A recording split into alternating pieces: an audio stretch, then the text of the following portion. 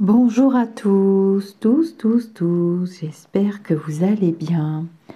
Alors aujourd'hui, petite capsule vidéo offerte par Morgane, notre petite fée spirituelle, pour la pleine lune. Vous savez que c'est la spécialiste de la lune dans le groupe Facebook Au-delà du spirituel. Et ce 5 mai, c'est la pleine lune des fleurs. J'ai été également chercher de jolies illustrations chez notre peintre préféré, Cécile Mendous, La vie en rose. Alors je retourne sur la jolie photographie que Morgane nous a choisie pour illustrer son post et je vais vous lire ce qui nous attend un petit peu pour la pleine lune des fleurs. Alors on s'installe et on écoute attentivement. Elle nous dit: les énergies sont fortes et ça brasse vraiment beaucoup émotionnellement avec intensité. Soit tu as la possibilité de faire le nettoyage émotionnel de certaines traces toxiques, de rancœurs conservatrices, de mémoires douloureuses. Ou soit le ciel t'incite à réaliser ce que tu as déjà et à former ton bonheur et ta liberté. Il s'agit surtout d'équilibrer le tout dans un but évolutif. Un peintre de l'âme. Sautes d'humeur et réactions trop rapides ou mal axées sont probables. Un soupçon d'inattendu et de révélation sont au planning. Ça annonce du changement, cette pleine lune des fleurs. Changement de point de vue, de comportement, d'habitude. Des choses peuvent être oubliées pour ouvrir du neuf et du renouveau. Regarde tes ombres.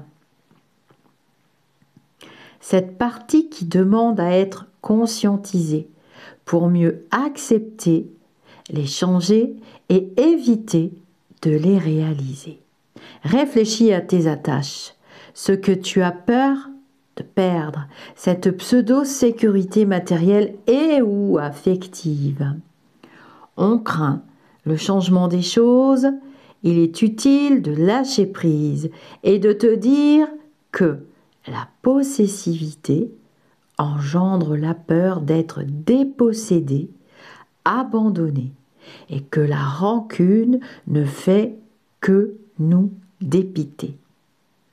Que le besoin de contrôle est une arme de défense qui te met face à la peur du manque et ou de solitude.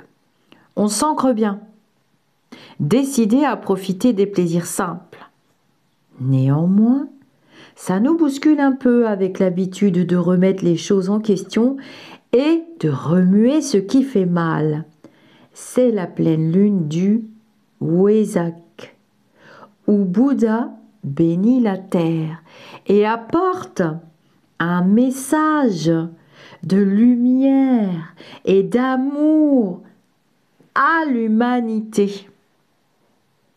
Je vous souhaite, nous vous souhaitons, nous nous souhaitons une très jolie pleine lune des fleurs. Cette pleine lune est aussi le bon moment pour inviter le jeu et la légèreté dans ta vie. Faire quelque chose juste pour ton plaisir. Aborder les obstacles avec curiosité.